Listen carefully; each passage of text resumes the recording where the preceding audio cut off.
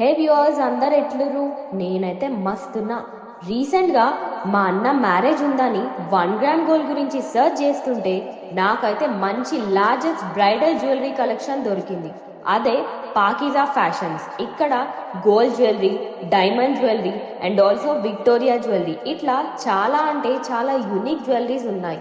And అంతేకాదు ఇక్కడ flat 20% ఆఫ్లో కూడా ఇచ్చేస్తున్నారు.